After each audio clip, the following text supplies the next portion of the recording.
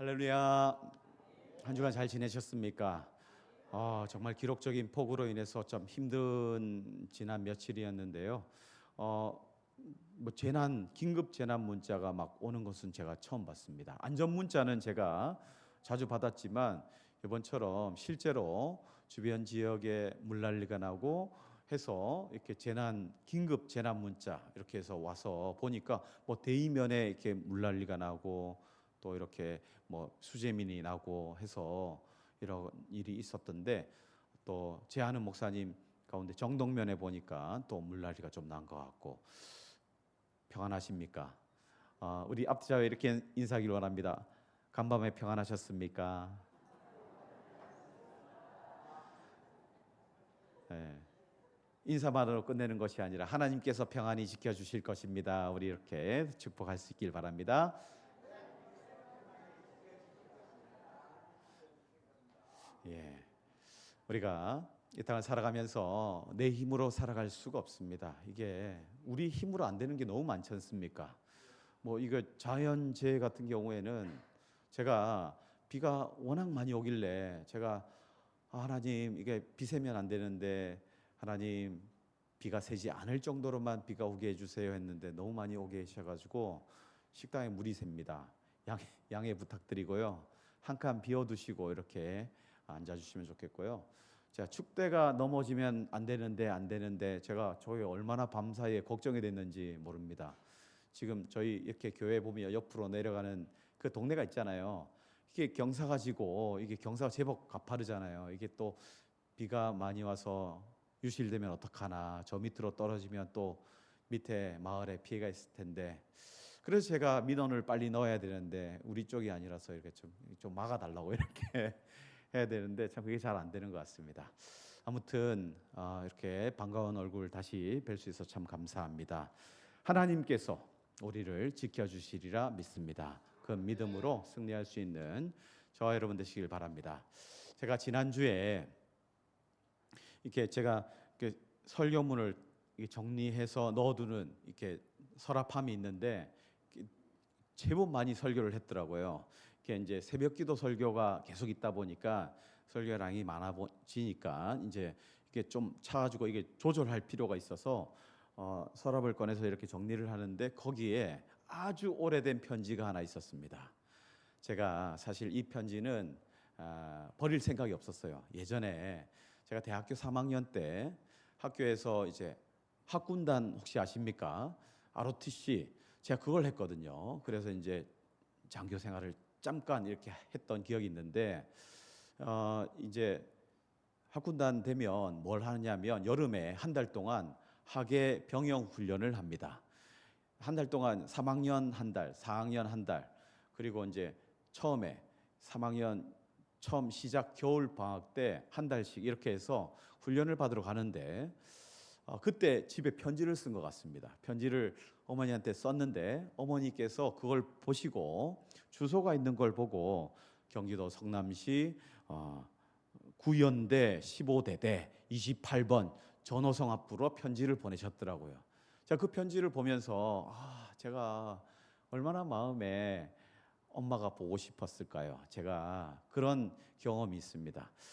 3학년 이제 여름 훈련 때 제일 힘든 게 뭐냐면 이 각계 전투라고 합니다. 예, 각계 전투가 있는데 뭐 말 그대로 각계 개별적으로 총 들고 뛰어다니면서 이렇게 찔러총하고 막 그런 게 있습니다. 그리고 포복하고 막 하는데 그게 상당히 힘들거든요.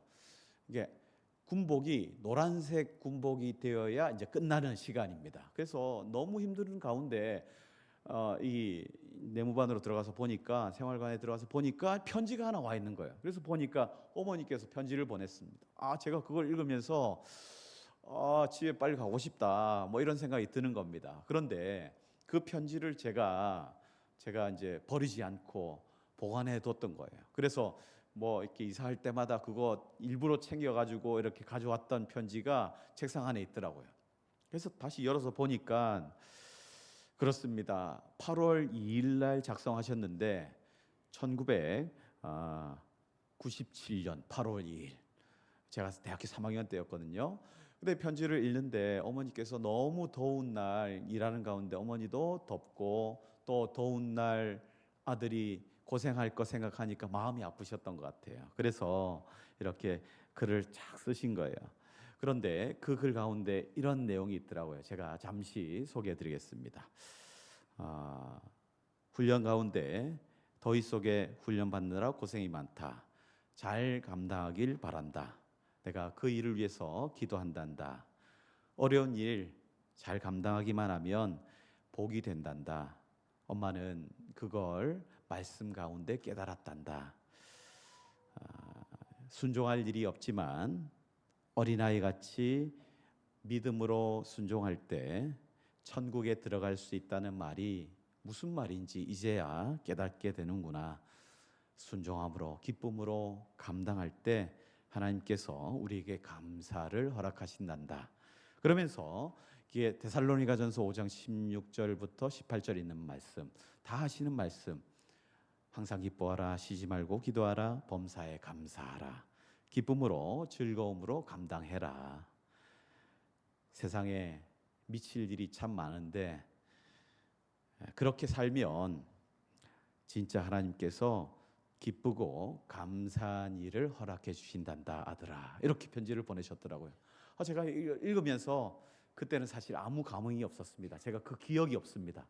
정신없이 지내다 보니까 기억이 없었는데 이걸 지난 세월 가운데 보고 또 보고 또 보고 하니까 제가 어머니의 그 마음을 조금이나마 돌아보게 되고 또 한편으로 내가 감사하지 못한 일들이 참 많았는데 내가 감사할 일이 너무나 많은데 감사하지 못했구나 하는 생각을 가지게 되었던 그 시간을 가지게 되었습니다.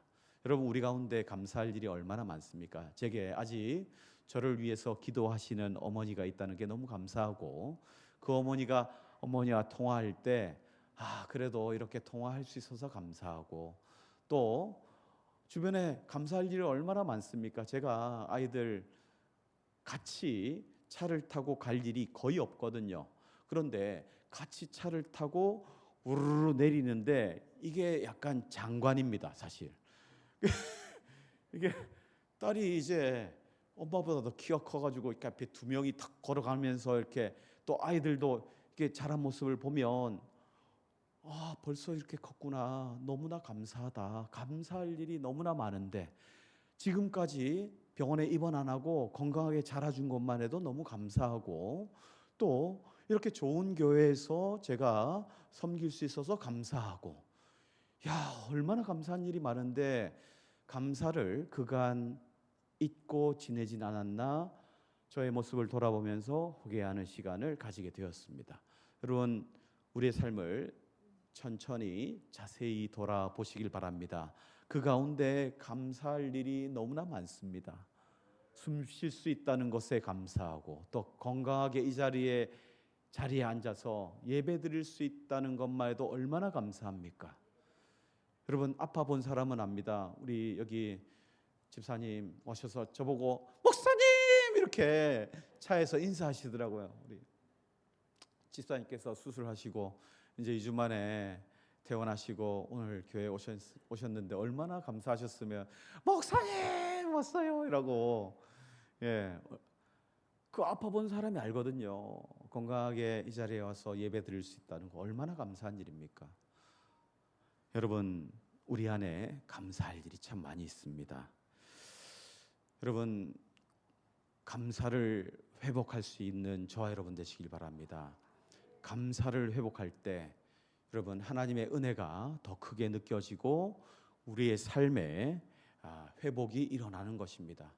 또한 우리 가운데 하나님의 충만한 기쁨과 감사가 더 일어날 것을 성경은 우리에게 끊임없이 말씀해 주고 있습니다. 말씀 따라 기쁨으로 하나님을 바라보며 예배드리고 또 말씀을 따라 감사하며 기뻐할 수 있는 저와 여러분 되시길 주님의 이름으로 축원합니다. 여러분, 오늘 본문에 보면 예수님께서 제자들과 함께 예루살렘으로 가시는 길에 한 마을에 이르게 됩니다. 그런데 그 마을에 특별한 사람들이 예수님을 향해서 소리치는 모습을 우리가 보게 됩니다. 10명의 나병 환자입니다. 나병은 당시에 이 부정한 병으로서 일반인들과 함께 거하지 못하는 그러한 상황 가운데 격리된 생활을 따로 했단 말이에요. 이렇게 격리에 성 바깥에서 격리된 생활을 하던 사람들이 예수님에 관한 소식을 전해 듣습니다. 병을 고치시는 예수님, 귀신을 쫓아내시는 예수님의 소식을 듣는 가운데 예수님이 지나가시는 모습을 바라보고 예수님 아니야 하면서 그 가운데 예수님을 향해서 소리칩니다. 예수 선생님이여 우리를 고쳐주세요라고 크게 소리를 지르는 것을 보게 됩니다. 13절에 보니까 예수님 우리를 불쌍히 여겨 주시옵소서. 우리가 이렇게 정말 아무것도 할 수 없는 그런 상황 속에서 격리되어 이렇게 비참한 삶 하루하루를 보낼 수밖에 없는데 주님께서 불쌍히 여겨 주옵소서 소리칩니다. 여러분, 그런 가운데 예수님께서 그 모습을 바라보시고 외면하지 않으십니다. 예수님께서 그들을 향해서 보고 이르시되 14절입니다. 가서 제사장들에게 너희 몸을 보이라 이렇게 말씀하시는 것을 보게 됩니다.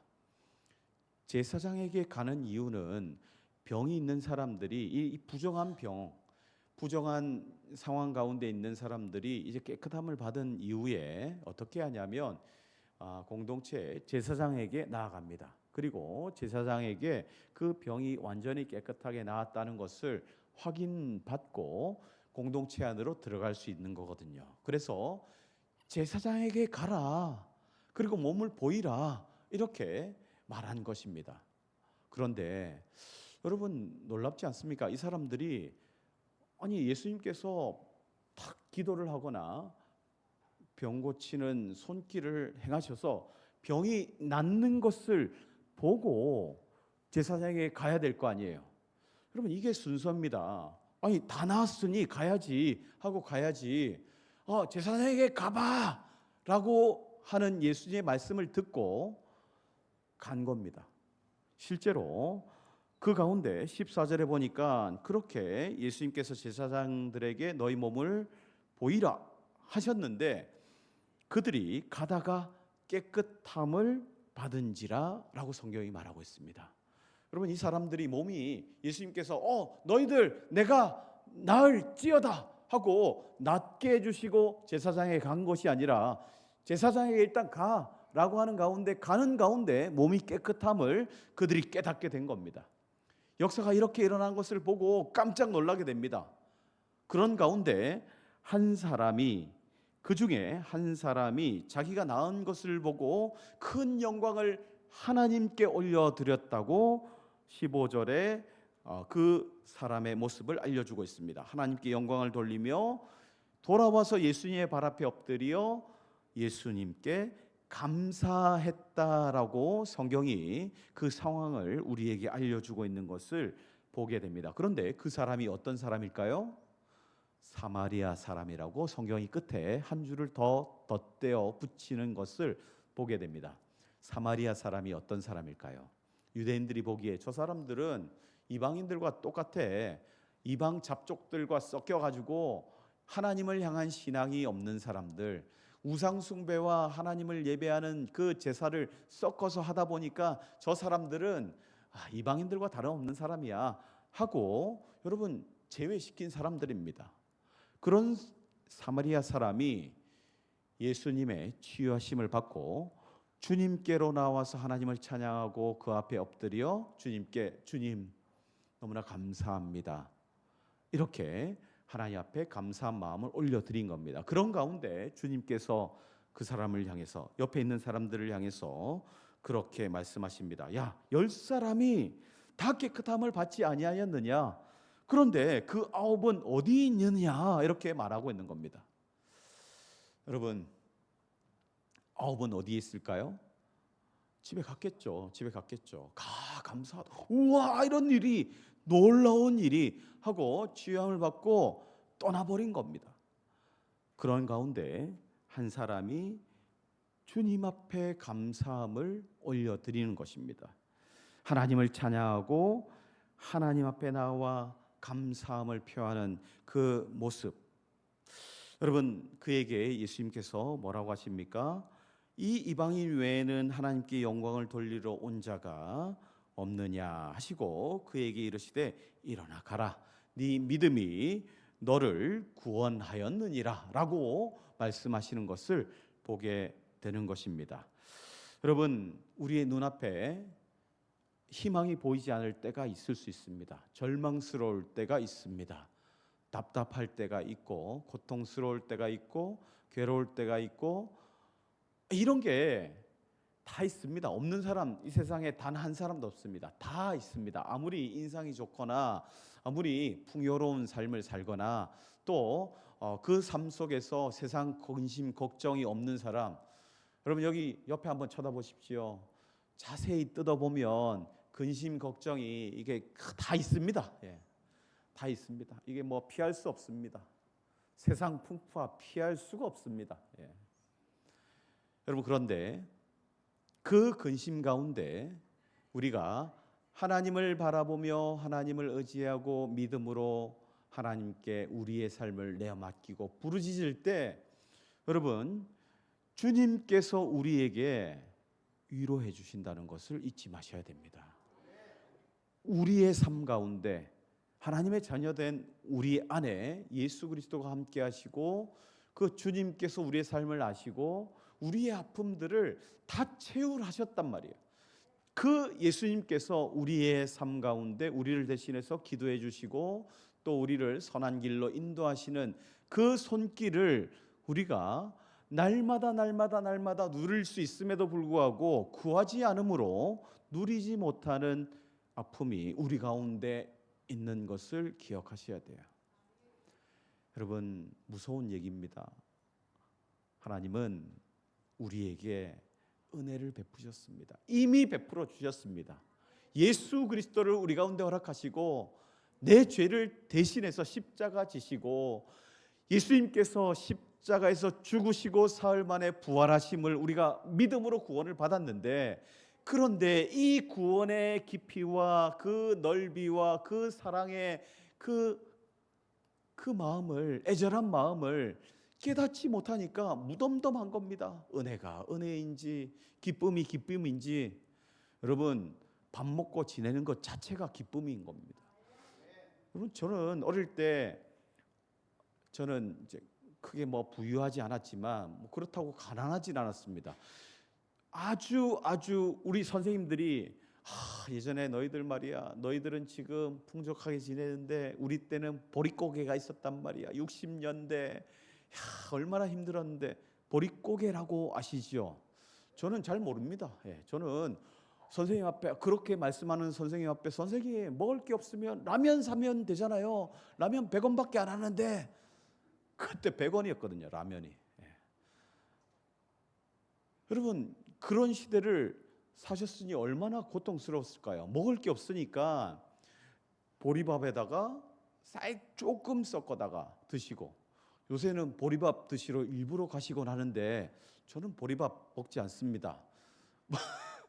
제가 저 아내가 이렇게 잡곡 막 넣어서 주잖아요. 잡곡이 사실 제 입에는 맛이 없더라고요. 저는 달달한 흰쌀밥이 맛있는데, 흰쌀밥을 오래 씹으면 이게 쌀이 단맛이 막 느껴지잖아요. 얼마나 맛있습니까? 그거에다가 팍 밥을 먹으면 와, 밥만 있어도 때로는 지낼 수 있는 그런 입맛입니다. 제가 아무거나 잘 먹기 때문에 상관없는데 잡곡은 힘들더라고요. 그래서 그러면 어떻게 하면 되느냐? 밥을 직접 하시면 됩니다. 남성 동지 여러분, 흰밥을 드시고 싶으면 직접 해 드십시오. 제가 밥솥이 비어갈 때쯤 안에 있는 밥을 비우고 저는 흰밥을 먹기 위해서 밥을 합니다. 물은 파면 됩니다. 파면. 여러분, 그렇게 먹다 보면 얼마나 감사합니까? 여러분, 아무것도 아닌 이 먹는 것에서 감사. 자고 일어나고 개운해 하고 감사. 자고 일어났는데 교회 십자가가 보여. 이건 더 감사. 와, 진짜 감사하잖아요. 여러분, 그런데 우리가 이 감사를 잊어버리며 사는 삶이 우리 가운데 그런 삶이 찾아올 때가 있습니다. 메마를 때가 있습니다. 바쁘고 힘들고 지치고. 여러분, 그럴 때 여러분 감사가 사라질 때가 있습니다. 그럴 때 우리는 십자가를 바라보아야 됩니다. 예수님을 바라보며 날 위해 십자가 지신 예수님, 이 땅에 하나님의 아들로서 하나님으로 이 땅에 왔는데 사람들이 비난할 때 여러분 그 비난 소리에 동조하지 않으시고 묵묵히 십자가의 길을 향해서 걸어가신 예수님, 누구를 위해서? 날 위해서 그러셨다는 거예요. 날 위해서 배고픔을 겪으시고 아픔을 겪으시고 손가락질을 비난을 그대로 체휼하십니다. 사람들의 오해를 그대로 감내하십니다. 아무 말씀하지 않으십니다. 아니, 할 만도 하잖아요. 아니, 이거 내가 안 한 거야. 내가 한 거 아닌데 라고 소리칠 수 있습니다. 그런데 그 가운데 예수님은 단 한마디 변명이나 단 한마디 살겠다고 주장하지 않으십니다. 날 위해서 우리를 생각하시며 십자가의 길을 걸어가십니다. 그 예수님 생각하면 감사하지 않을 게 없습니다. 모든 것이 감사입니다. 여러분, 그 감사가 회복돼야 그 감사가 날마다 깊어지고 그 감사가 날마다 익어갈 때 여러분 우리의 삶이 회복 가운데 하나님과 더 가까이 지낼 수 있는 복된 삶을 살아갈 수 있는 것입니다. 감사가 회복되면 하나님을 향한 찬양과 예배가 살아나게 됩니다. 예배의 자리가 여러분 너무나 감사하게 여겨지게 됩니다. 이 자리에 올 수 있다는 것, 이 자리에 내가 함께 하나님을 바라보며 십자가의 주님을 바라볼 수 있다는 것은 여러분 아무나 그 은혜를 누리는 게 아닙니다. 하나님께서 허락하신 은혜, 감사함으로 하나님께 나아가 하나님을 찬양하며 하나님의 은혜를, 구원의 은혜를, 감격을 체험할 수 있는 저와 여러분 되시길 주님의 이름으로 축원합니다. 여러분, 하나님 앞에 감사와 찬양의 고백을 통해서 우리에게 주어지는 은혜가 또 한 가지 있는데, 영원한 은혜의 자리, 영생의 삶을 하나님은 허락해 주신다는 것을 기억하셔야 됩니다.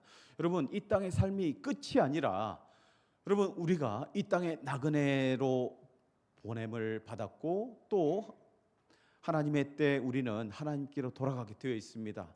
하나님 앞에 부름받는 그날 영원한 생명을 부여받아 하나님과 함께 거하는, 하나님을 찬양하며 하나님과 기뻐하는 그 천국의 삶을 소망하며 살아가는 은혜를 하나님은 우리 가운데 허락해 주시는 것입니다. 여러분, 오늘 본문에 이 얼마나 감사했겠습니까? 나병은 막 몸이 썩어 들어가는 그런 병이잖아요.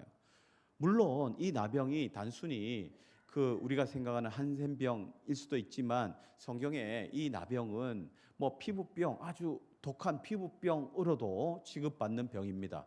우리가 그 상태를 정확히 알 수는 없으나 여러분, 당시에 불치병으로 여겨진 이 나병이 낫는다 하는 것, 얼마나 감사한 일이겠습니까? 이건 뭐 기적과도 같은 일이 내 가운데 일어났다 생각하시면 딱 맞습니다.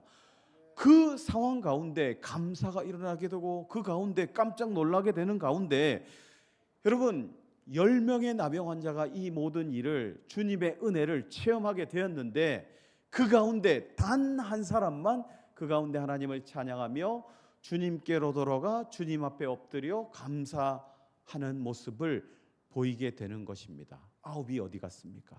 9 또한 놀라운 은혜를 누리고 체험했는데 여러분 하나님께로 나오지 않았던 것을 보게 됩니다. 그런데 여러분 오늘 본문을 통해서 참 유심히 보아야 될 것은 이 돌아와 엎드려 감사하는 사마리아 사람을 향해서 예수님께서 뭐라고 하십니까? 19절입니다.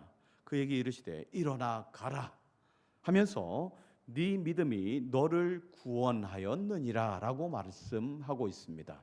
여기서 구원이 단순히 병이 낫는 것에서 그치는 것이 아니라 영원한 생명, 예수님을 통해서 영원한 생명의 자리로 나아갈 수 있는 구원을 말씀한다는 것을 기억하셔야 됩니다. 그런데 나머지 9은 주님의 구원의 선포, 구원의 확신, 여러분 누리지 못한 것을 우리가 보아야 됩니다. 예수를 믿고 하나님의 자녀되었다고 우리는 믿습니다. 그리고 같은 고백으로 이 자리에 나와서 교회라는 이름으로 한 공동체를 이루었습니다. 그런데 이 가운데 하나님의 은혜를 체험한 사람이 있고 또 하나님의 은혜 그게 잘 뭐야 하는 분들도 있을 수 있습니다. 모르는데 어떡하겠습니까? 시간이 필요한 거거든요. 또 하나님과 가까이 하면 가까이 할수록 그 은혜를 알아가지거든요. 같이 사람을 대할 때 보면, 사람을 겪다 보면 이분이 어떤 분인지 알게 되잖아요. 이분은 이런 성품을 가지고 계셨구나. 또 이분은 이런 상황이 닥치면 이렇게 행동할 거야. 어떻게 하는 걸까요? 그 사람과 지내다 보면 그 사람을 알아가게 되는 거거든요. 이런 말 하면 여러분, 아내와 함께 가정 안에서 부부 관계 가운데 남편이 아내에게, 아내가 남편에게 할 말이 있고 하지 말아야 될 말을 있다는 것을 우리 잘 알지 않습니까? 어떻게 압니까? 경험을 통해 아는 겁니다. 남녀가 만나 아무것도 모르는 가운데 이렇게 만나면 서로 불편할 수도 있고, 그런 가운데 시간이 지나는 가운데 서로를 알아가게 됩니다. 알아갈 때 이런 말은 절대 해서는 안 돼 라는 게 있지 않습니까? 여러분, 특히 남성 동지 여러분 꼭 기억하시길 바랍니다. 우리 아내 되시는 여성분이 이렇게 머리를 하시거나 하면 잘 알아봐 주셔야 됩니다. 이거 물어보는데 잘 모르겠는데 그거나 그게 뭐 모르겠어 이렇게 하면 큰일 납니다.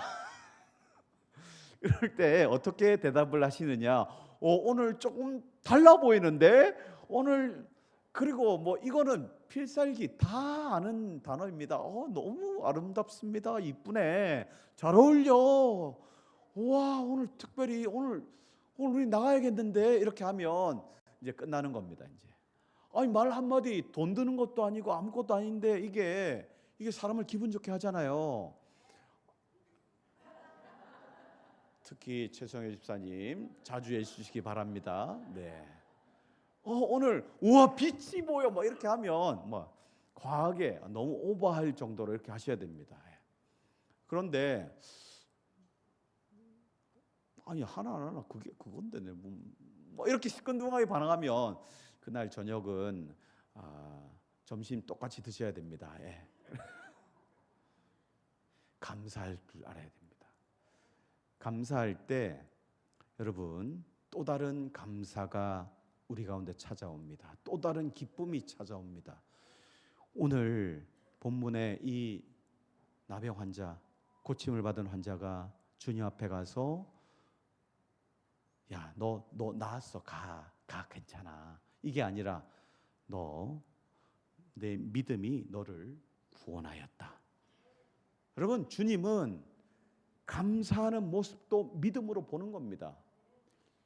어디에서 고침을 받았습니까? 예수님의 그 선포를 통해서 고침을 받았다는 게 그가 깨달았거든요. 그 주님 앞에 나와 감사하고 주님 내가 너무나 감사합니다 엎드릴 때 그 모습을 보시고 그걸 믿음이라고 말씀하시는 거예요. 네 믿음이 너를 하나님의 구원의 자리, 영원한 생명의 자리에 인도하였다. 그 믿음으로 살아가라 라고 우리에게 말씀해 주시는 것입니다. 여러분, 하나님은 우리 가운데 자녀 삼으시고 그 가운데 하나님의 이름으로, 주님의 이름으로 하나님께 간구하게 하시고 구하게 하시고 하나님의 그 풍성한 은혜를 누리게 하십니다. 여러분, 심지어 어느 정도까지 우리에게 은혜를 베풀기 원하시냐면 하나님의 자녀된 권세를 허락하셨다고 우리에게 약속하시잖아요. 아버지, 아빠, 엄마 이거 해줘. 여러분, 염치 가지고 하는 게 아닙니다. 아버님, 제가 오늘 성적을 이렇게 잘 받아왔으니 나에게 용돈을 허락하여 주시옵소서. 이렇게 해서 용돈을 주는 게 아니에요. 아빠 용돈 줄 때가 됐잖아. 용돈 주세요 하면 입금해야 됩니다. 이건 안 할 수 없어요. 이거는 그냥 아빠니까 하는 거예요. 엄마니까 하는 거예요. 여러분, 아빠니까 엄마니까 염치불구하고 그냥 구하는 겁니다. 하나님은 그런 권세를 우리에게 허락해 주셨단 말이에요. 기쁨으로 감사함으로 아무 때나 언제나 무엇이든지 간구할 수 있는 은혜를 주셨는데 여전히 그 은혜를, 그 특권을 누리지 못하는 우리의 모습, 왜 그럴까요? 믿음이 없는 겁니다. 믿음이. 그건 뭐 어쩔 수 없습니다. 믿음이 없어서 구하지 못하는 겁니다. 그냥 담대히 엎드리고 구할 수 있길 바랍니다. 내 힘으로 아등바등 해봐야 거기 다람쥐 쳇바퀴 돌듯이 그 자리 아닙니까? 하나님께 은혜를 구하고 하나님께 간구하고 하나님께 내어 맡길 때 하나님의 역사가 우리 가운데 일어난다는 사실을 기억하며 하나님께 은혜를 받아 누릴 수 있는 저와 여러분 되시길 바랍니다. 하나님은 구하는 자에게 더 큰 것을 허락하시는 겁니다. 더 넓은 세계를 보여주십니다. 그리고 또 구할 것을 보여주시게 하시고 더 깊은 사랑을 체험하는 자리로 인도하여 주신다는 사실을 기억하며 하나님의 은혜를 구할 수 있는 저와 여러분 되시길 바랍니다. 하나님은 우리에게 말씀하십니다. 아홉이 어디 있느냐? 왜 물어봤을까요? 여러분, 아홉, 그 은혜를 받고 돌아선 아홉처럼 제자들이 그렇게 지내거든요. 주변에 항상 왔다 갔다 하는 사람들이, 유대인들이 그렇게 지내는 거거든요. 그래서 예수님께서 이 말씀을 계속 하시는 겁니다. 여러분, 겉돌지 말길 바랍니다. 주님 앞으로 나아갈 수 있길 바랍니다. 그냥 맛만 보고 돌아서는 것이 아니라 그냥 충만한 은혜를 풍성히 배 터지게 받아 누리는 그러한 복된 삶, 여러분 그런 삶이 우리 자녀된 삶이라는 것을 기억할 수 있길 바랍니다. 그 은혜 가운데 우리가 거야 그 은혜를 충만히 받아 누리며 하나님 앞에 감사 찬양 예배 올려드릴 수 있는 저와 여러분 되시길 주님의 이름으로 축원합니다. 이 시간